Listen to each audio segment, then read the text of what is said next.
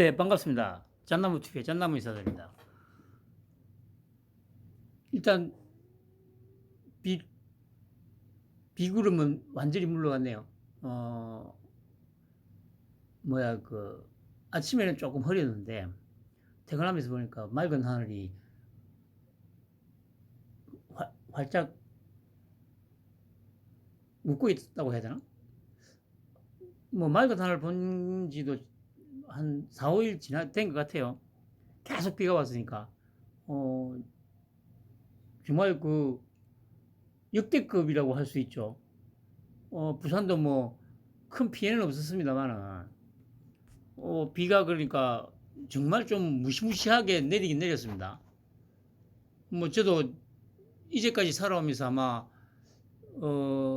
경험했던 비 중에서는 아마 올해 내린 비가 아마 최고의 기록이었던 것 같아요. 뭐 이전에는 비가 온다고 하면 뭐 좀 내리긴 했습니다만 솔직히 이번 같이 좀 정말 뭐라고 해야죠, 이거 무섭게 내린 적은 솔직히 없었던 것 같거든요. 그냥 좀 비가 좀 많이 오는구나 정도였고 뭐 했는데 어쨌든 올해 내린 비는 솔직히 좀 무시무시하게 막 내린다는 그런 생각이 좀 들었습니다. 그런데 또 뭐 주말에 다시 또 비가 시작된다고 하니까 그래가지고 또 한 다음 주 중반까지 이어진다고 하니까 뭐좀 취약 지역에 있는 분들은 좀 걱정이 많이 되죠. 저는 그래 뭐 비가 많이 오건 어떻건 딱히 뭐 걱정할 건 저는 없습니다. 모두들 하여튼 뭐 내일 모레 이틀 동안은 뭐 비가 없을 거라고 하는데 이제 그래서 이제 높은 습도에 또 기온이 올라가면 불쾌지수가 뭐 거의 막 90이 넘고 하면 그것도 보통 일은 아니죠. 하여튼 건강한 여름 보내시기 바랍니다. 어, 뭡니까 지금 뭐 일주일째 지금 뭡니까 수해 얘기가 주를 이루고 있고 그런 와중에도 이제 이재명 관련한 뉴스 뭐 이런 것들이 이제 나오는데 뭐 이화영이가 진술을 바꿨다고 또 이제 보도가 나왔죠. 이틀 전에 나왔나? 그러면서 이제 또 민주당에는 이재명에게는 또 크나큰 이제 악재가 생긴 거죠. 뭐 그런데 뭐 이렇게 가는 게 정해져 있었던 거고 순리대로 이제 풀려져 가는 겁니다. 뭐 이 빨갱이 새끼들은 어떻게든 이거 총선까지 질질 끌다가 뭐 여론전하고 막 가짜뉴스 가지고 막 선전선동 해가지고 내년 총선에서 만약에 이 뭡니까 이기면 예를 들어서 자기 당이 단독으로는 아니더라도 뭐 정의당하고 뭐 이런 몇 개 위성 정당들하고 합쳐서 만약에 한 150 한 몇 승만 만들더라도 전세를 뒤집어 가지고 모든 걸 지금 뒤집어 엎을 수 있을 거라는 그런 황된 생각을 지금 갖고 지금 이러고 있는 거죠, 이 새끼들은. 그런데 이제 제가 늘 말씀드립니다만은 그거는 이제 그러니까 이전 자기들하고 똑같이 여의도에서 굴려먹던 정치인들끼리만 싸움을 한다면 제가 방금 말씀드린 대로 그런 식으로 흘러갈 수도 있습니다. 그런데 상대가 바뀌었다고 제가 계속 얘기하지 않습니까? 상대가 다르다고. 그런 점에서 보면 이제 그 상대에 맞게, 바뀐 상대에 맞게 자기들도 뭔가 변화를 줘가지고 전략 전술을 짜고 뭐 해야 되는데, 전혀 기존의 방식에서 변화 없이 똑같은 방식으로 계속 막 하고 있어요. 그래서 제가 이제 뭐 이화영이도 지금 무너졌고, 그래서 제목은 최후의 방어선이 무너져 내리고 있는 이재명과 더불어 빨갱이당. 출구 전략은 뭐 자기들 할 수 있는 게 없으니까 닥치고 선전선동밖에 없죠. 오늘도 아까 보니까 그래 뭐 저기 이화영이 마누라가 뭐 자기 당에 진정서를 냈다고 하더라고요. 근데 그 진정서라는 게 뭐 저기 똑같은 편한테 진정서를 넣는다고 해가지고 그게 뭐 의미가 있나? 좀 의문스러워요. 그러니까 또 뭐 기자회견 한답시고 나와가지고 뭐 정기 고문이 어떻고 뭐 말도 안 되는 소리를 씹어버리더라고요. 그러니까 저기 선전선동을 하더라도 어,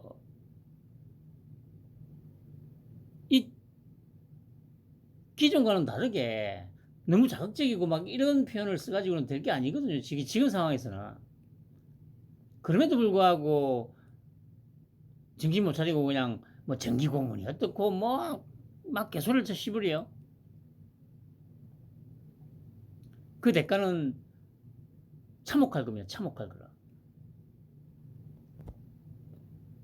뭐 이 김재련 이 아줌마가 그 저기 뭡니까 그래 박원순한테 그 저기 추행당해가지고 추행당한 피해자 변호인이었죠. 그 이제 뭐 박원순 관련해서 요 근래에 또 이제 기사가 좀 나는데 이틀 전인가 사흘 전인가 저 누굽니까 그 정철성이었습니까? 그 새끼가 뭐 그래 저기 뭐 박원순이가 죽기 전날에 뭐 청와대 누군가하고 뭐 통화를 하니 어쩌네 하면서 막 좀 또 뭐 이상한 이야기를 퍼뜨렸죠. 근데 그 이제 걔 얘기가 전혀 터무니없는 건 아닐 거고요. 그러니까 이걸 어떻게 판단하냐면 그 당시에 이제 궁지에 몰리니까 박원순이 씨가 분명히 저기 청와대나 당 쪽에 계속 그 저기 도움을 요청했을 거예요. 제발 목숨만 좀 살려달라고. 목숨만 살려달라고 아마 계속 저 청와대 쪽에 계속 전화를 넣었을 거예요. 그런데 이제 청와대 쪽에서도 그랬겠죠. 아 이거는 안 된다고. 그럼 손절을 하니까 박원순 입장에서는 이제 더 이상 기댈 데가 없어졌잖아요. 그래서 죽음을 선택했다고 저는 판단을 해요. 노회찬이도 그렇고 노무현이도 그렇고 그냥 패턴이 똑같아요. 그러니까 굳이 이걸 표현을 하자면 그래 뭐 죽임을 당했다 뭐 그렇게 표현을 할 수 있겠죠. 물리적인 어떤 위력을 행사해가지고 누가 뭐 죽이고 이런 게 아니고 스스로 죽음을 택할 수밖에 없도록 그렇게 상황을 몰아갔다는 거죠. 지난번에도 말씀드렸듯이 노무현도 마찬가지였습니다. 오늘 뭐 한걸레나 개마이 뭐그 개향 같은 데서 막 네가 죽어야 된다, 네가 죽어야 된다 계속 부추겼잖아요. 그래서 어쩔 수 없이 노무현이도 죽음을 선택했던 거고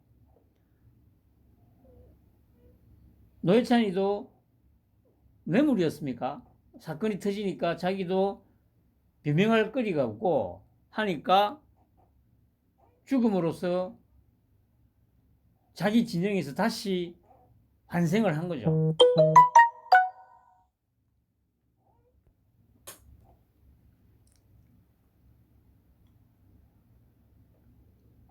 그리고 박원순도 마찬가지로 도움을 분명히 청했어요. 제발 이분만 살려주면 내가 뭐 무슨 짓은 다 하겠다고. 그런데 이제 안 된다고 거절을 했겠죠. 그러니까 더 이상 최악으로 몰린 이제 박원순 입장에서는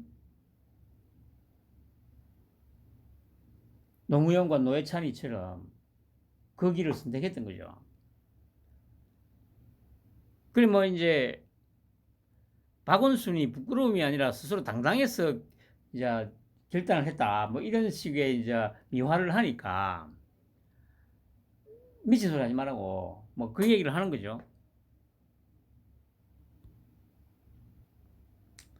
그리고 검찰에서 이제 변희재 보석 취소 청구를 했다고 합니다.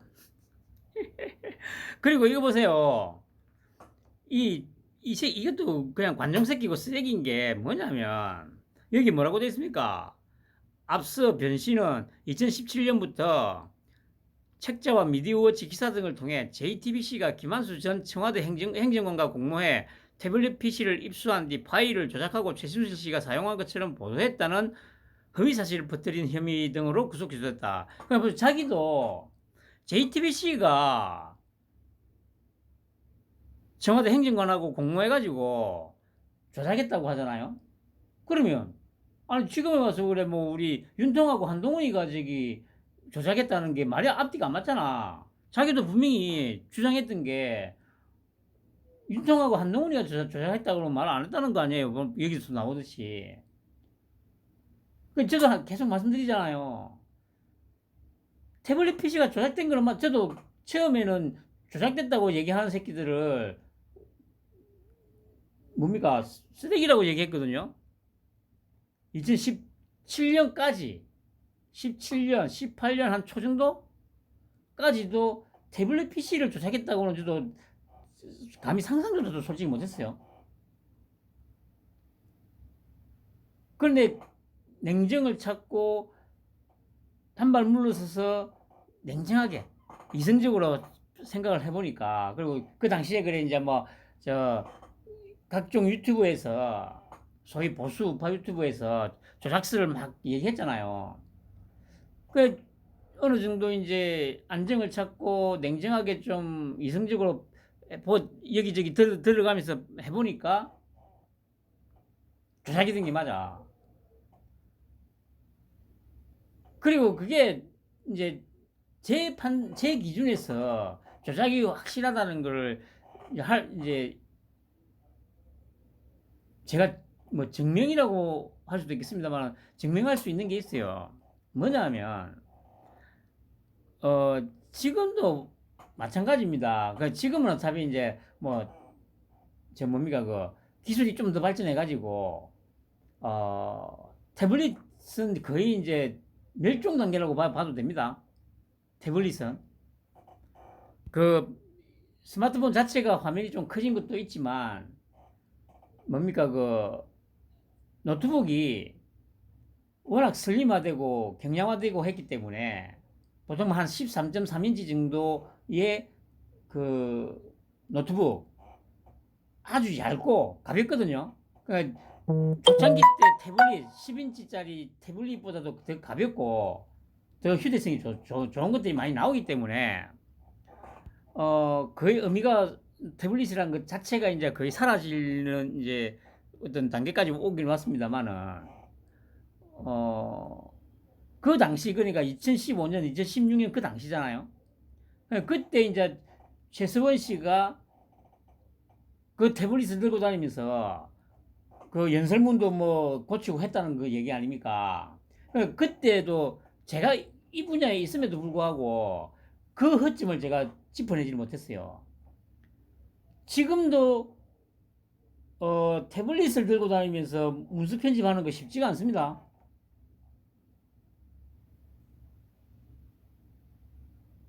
키보드를 뭐 블루투스 키보드든 무슨 키보드든 키보드를 연결해 가지고 하면 모르겠습니다만은 그러지 않은 이상에 태블릿만 들고 다니면서 그 문서 편집하는 거는 지금도 쉽지가 않아요. 그런데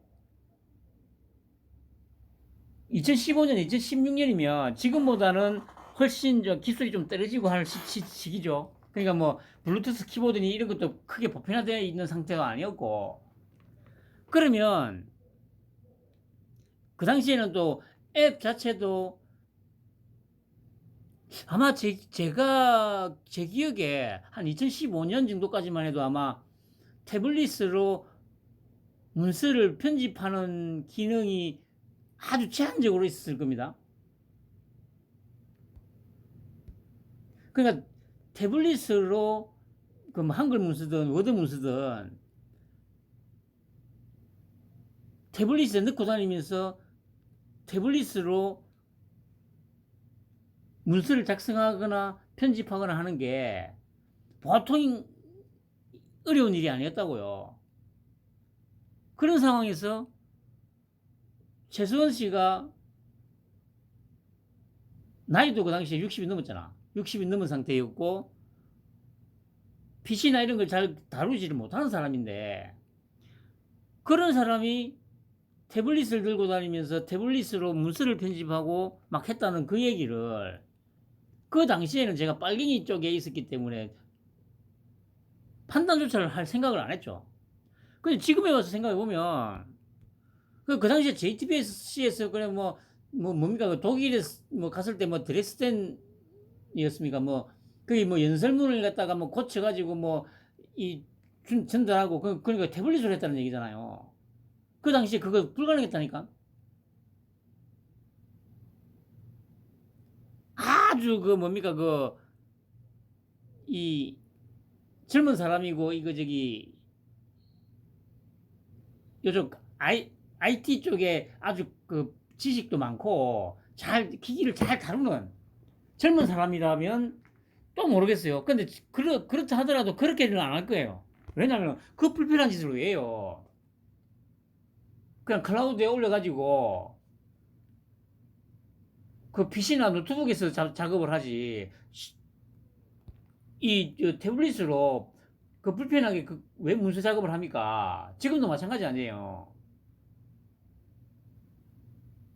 누가 휴대폰으로 여러분들 그 간단하게 메모는 작성해도 긴 문서를 휴대폰으로 여러분들 작성해요? 그 작업을 왜 해? 그 미친 짓을 왜 하냐고. 근데 저도 그 당시에 분명히 이런 업무를 가졌어야 되는데 이런 업무를 가지지도 못했죠. 뭐 또 얘기가 조금 샜는데 어쨌든 그 이런저런 이유로 조작이 된 거는 분명합니다. 이 당시에 JTBC하고 김한수가 조작했다고 했잖아. 근데 뜬금없이 갑자기 그 여기서 왜 저기 윤통하고 한동훈이가 왜 끼어들어? 제가 말씀드렸듯이 조작된 저기 태블릿을 검찰에 넘긴 거, 그 당시 특검에 넘긴 거예요. 그럼 당연히 윤통하고 한동훈이는 그게 조작된 거라는 건 알고 있었지.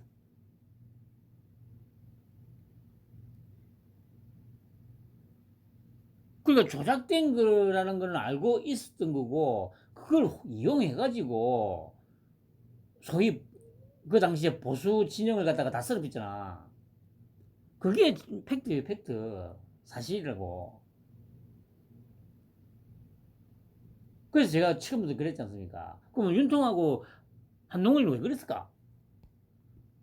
그래, 지금 이 위치에 오기 위해서 한 거라니까.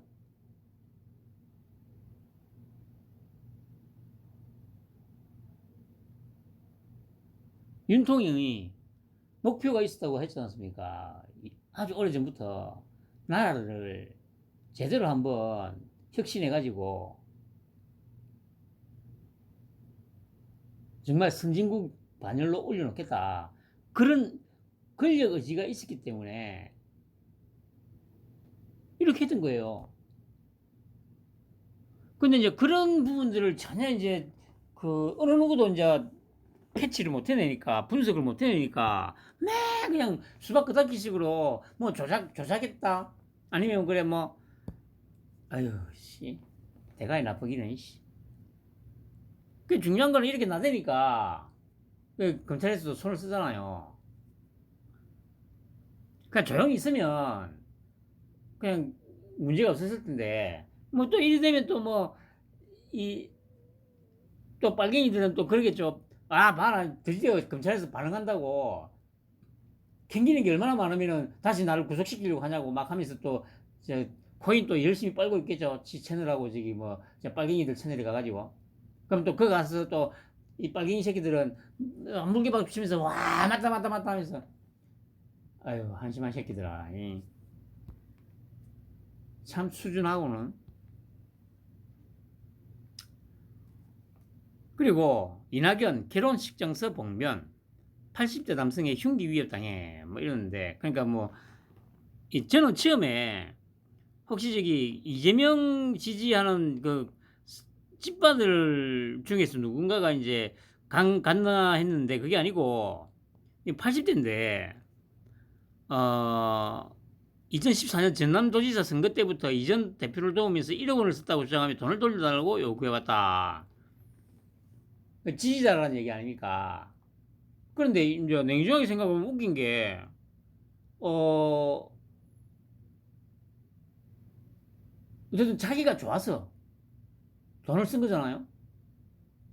그냥 지금에 와서 뭐 돈 돌려달라고 또 이렇게 폐악질을 부리는 것도 참 웃기지 않습니까? 이게 뭐 하는 짓입니까, 이게? 아, 저도 그랬잖아요. 제가 2013년부터 2017년까지 만 4년 동안 매달 10,000원씩 노무현 재단에다가 기부했다고. 50만 원 정도를. 근데 저는 지금 와서 뭐 노무현 재단에 가가지고 칼부림 하면서 뭐 돈 내놔라 이런 짓은 안 해요. 아니, 그 뭔 정신이 나간 짓입니까, 그게. 근데 이 양반이 하는 건 딱 그거잖아요. 야, 이씨, 내가 니 지지한다고 쫓아다니면서 1억이나 썼는데, 안 되겠다, 씨, 돈 내놔라. 한심한, 이게 빨갱이들의 모습이에요, 빨갱이들의 모습. 돈에 목숨 거는. 이념, 돈이 곧 이념이에요, 이 새끼들한테는. 돈이 곧 이념이라고. 이 새끼들한테 무슨 철학이 있고, 가치관이 있고, 가치가 있고 합니까? 오로지 그냥 돈, 법인카드, 법인카드. 그게 이 새끼들한테는 가치고 이념이에요, 가치고 이념. 쓰리 같은 새끼들. 그리고 쌍방울의 방북 추진 요청 이재명에 보고했다. 유하영이가 검찰에서 진술했다고 이렇게 떴죠.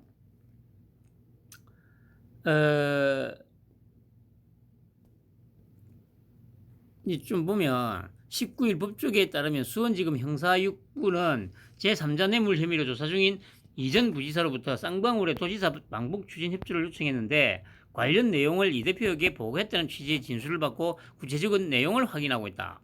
이전 부지사는 그동안 도지사 방북 비용 대납 요청 등에 대해 관여한 바 없다는 입장이었으나 이 같은 기존 입장을 일부 뒤집은 것이다.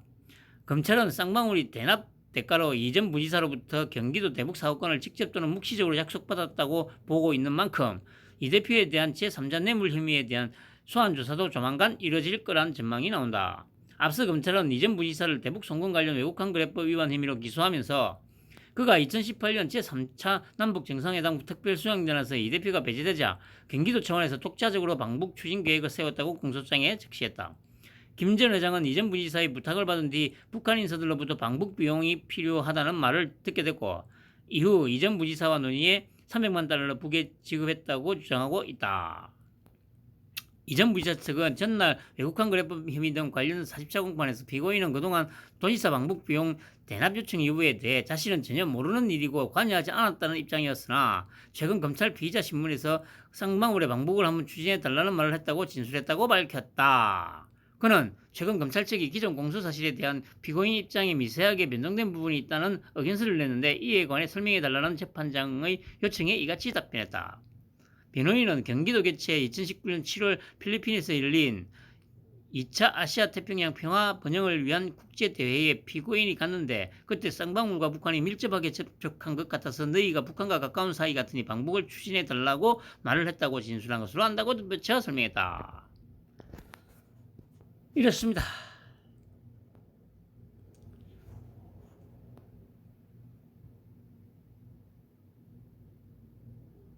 끝이 보이죠? 아무리 선동을 하고 해도 안 된다니까. 상대가 다르다니까. 왜 내 말을 안 듣냐고, 내 말을. 내 말을 작년에 내가 방송할 때부터 해가지고 내 말을 좀 새겨 들었으면 지금처럼 이런 상황까지는 안 왔지, 이 병신들아. 그래서 뭐 윤통도 상당히 힘들었을 거야, 이 병신들아. 아유, 한심한 새끼들. 불쌍한 새끼들. 아, 불쌍할 건 없죠. 그러니까 이제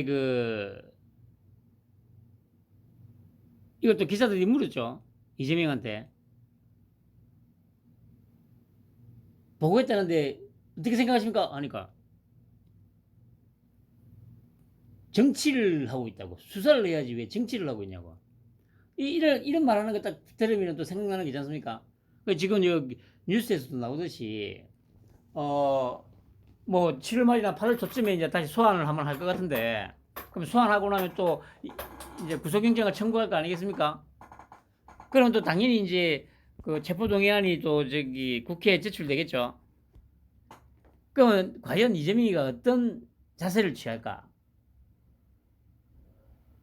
제가 조심스럽게 예측을 해본다면, 불체포 특검 포기한다고 했지 않습니까? 포기를 할 수가 없죠. 그럼 만약에 체포동의안이 상정이, 제출이 되면 자기는 그렇게 얘기해야죠. 체포동의안을 가결시켜달라고.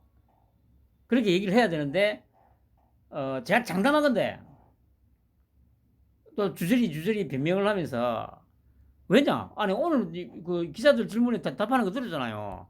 정치를 하고 있다고. 아, 정치검찰의 조작수사다.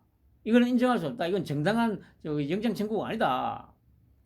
그러면서 장황하게 막 미주알 고주알 검찰 뭐 정치검찰이다 막 하면서, 그런데 그렇게 아마 이재명이 스스로는 그런 식으로 아마 아마 연설을 할 거예요. 그러면 과연 결과가 어떻게 날까? 저도 그거는 섣불리 예단을 못 하겠습니다.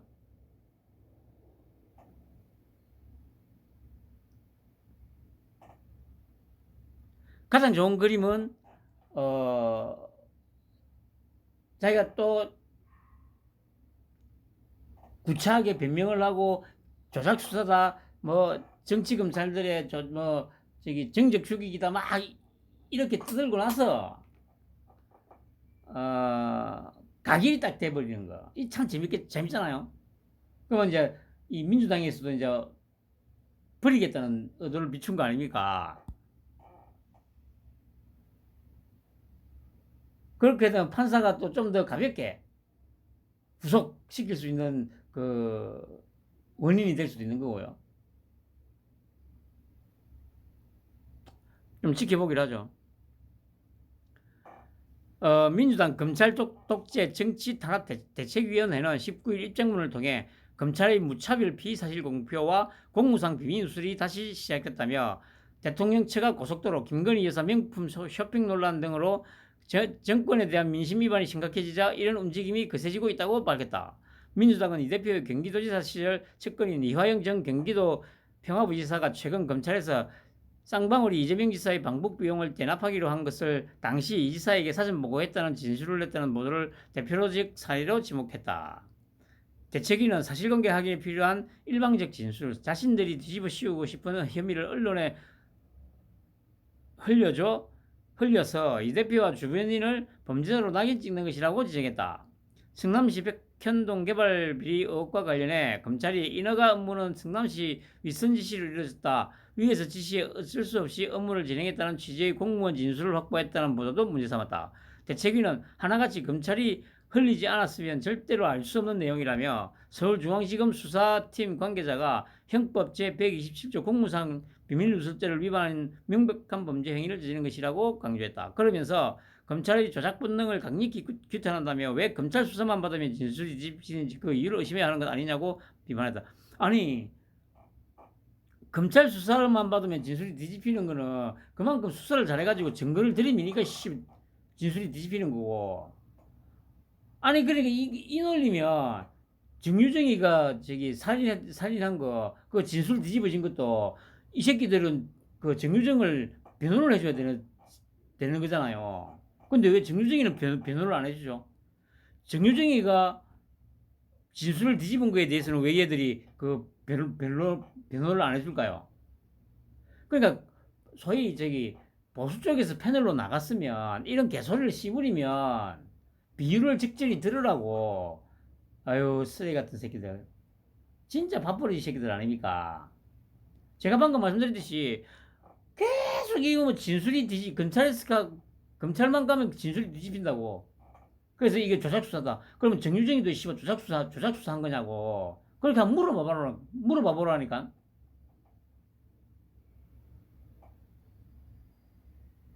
아니 처음부터 범죄를 자백하면서 막 나 죽일 놈이라고 하는 놈이 있습니까?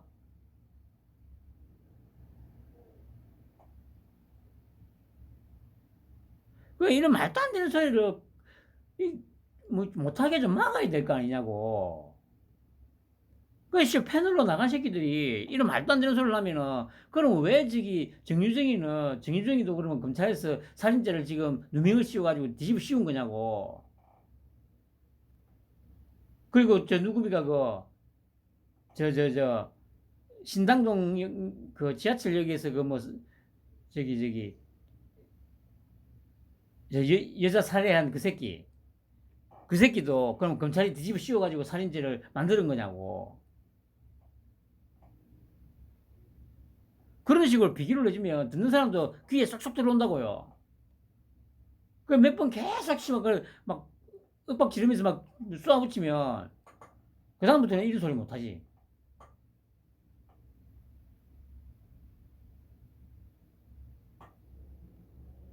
에이 밥벌이 새끼들. 그리고 엘리어스의 1300억 배상 취소 소송 뒤집기 성공할까? 제가 곰곰이 생각을 해봤죠. 그 한동훈이가 아마 한 10% 정도의 승산이 있다고 얘기를 하지 않습니까? 근데 제가 보기에 어, 판결을 뒤집을 수 있다는 확신이 있는 것 같아요.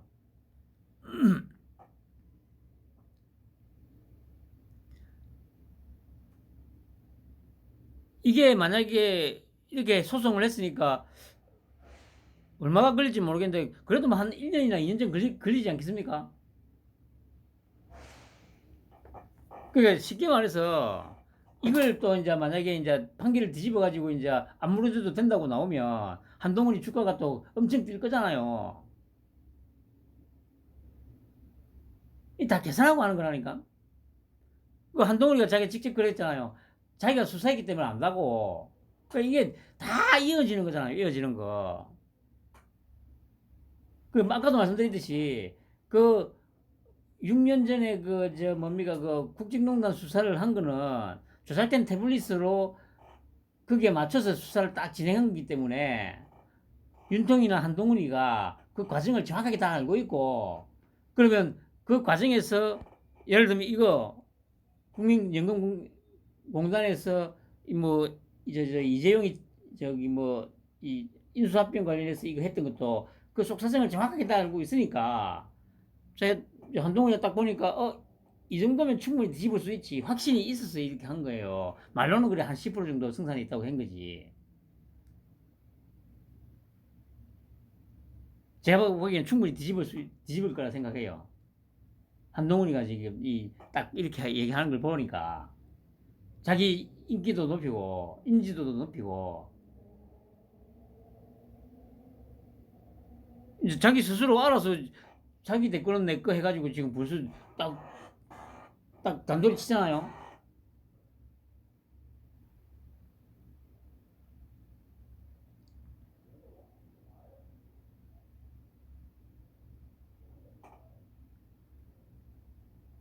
보세요. 그러니까 혼자서 알아서 이제 윤통이 딱 깔아주니까 한동훈이는 지가 알아서 막 다 하잖아요.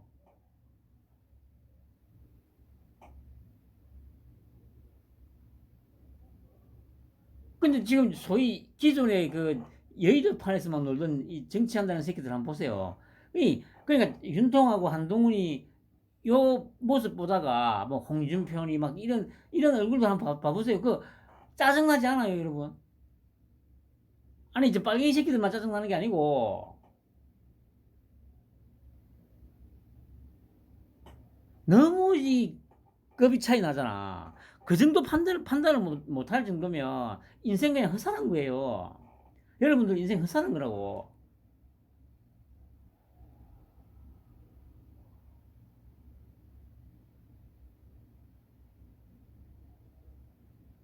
아무튼 이렇게 한동훈이는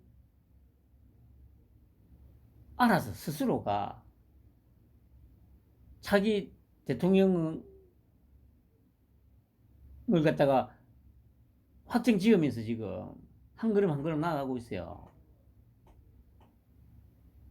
기대해도 좋을 겁니다. 그리고 한동훈이가 그 뭡니까 그 빨갱이들이 뭐 저 불체부 특권을 포기한다고 하면서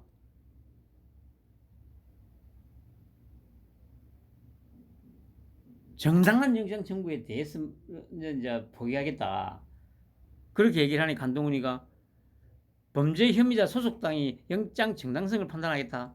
구차하다 구차해. 이렇게 간단하게 한 문장으로 다 조지잖아요. 이 빨갱이 새끼들.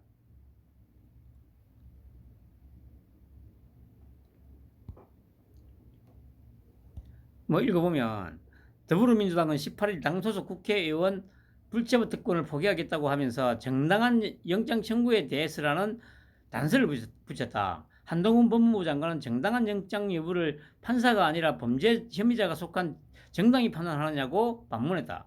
한 장관은 19일 민주당의 조건부 불체포 특권 포기에 대한 입장을 묻는 조선닷컴의 질문에 그동안 민주당에게 정당한 구속영장은 민주당이 아닌 사람에 대한 구속영장뿐이었다며 이같이 답했다. 앞서 민주당은 이재명 대표를 포함해 노웅래, 윤관석, 이승만 의원에 대한 구속영장을 검찰의 야당 탄압이라며 모두 부결시켰다.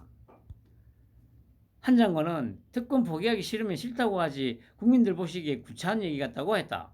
민주당은 전날 의원총회를 열고 정당한 영장 청구에 대해 의원들이 불체포 특권을 내려놓기로 의견을 모았다고 선언했다. 김한규 원내 대변인은 정당성 판단 기준에 관해 국민의 눈높이가 기준이라고 했다. 그러면서 아주 예외적인 경우 국민 눈높이에서 정당하지 않다고 생각되면 달리할 수 있다는 이야기라고 했다. 그럼 어제도 제가 말씀드렸잖아요. 아니 사법적인 판단을 갖다가 이 국민 정서 구역으로 끌고 오는 거 아닙니까? 이 인민재판 하는 거 아니야? 그러니까 그 개딸이나 이런 것들 동원해가지고 와 부당하다 막 선전선동해가지고 또 그 리얼미터나 뭐 저기 김어준이가 그 설립한 무슨 여론조사 꽃인가? 씨부랄 이런 거 동원해가지고 여론조사 해가지고 부당하다고 하면 그 부당하게 된다는 얘기 아니에요. 뭐 이런 말도 안 되는 이게 그러니까 인민재판 하겠다는 거 아닙니까? 인민재판.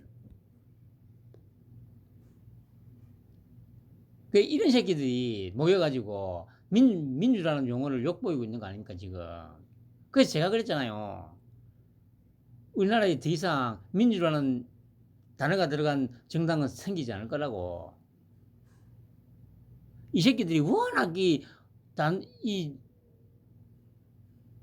단어를 오염시키니까 꽃도 그렇고 민주도 그렇고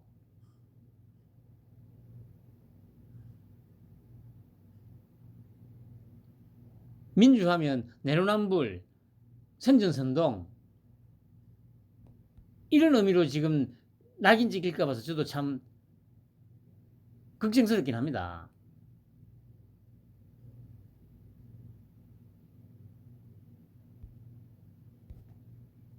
아무튼 더운 여름 날씨에 건강 조심하시고 편안한 밤 보내시기 바랍니다.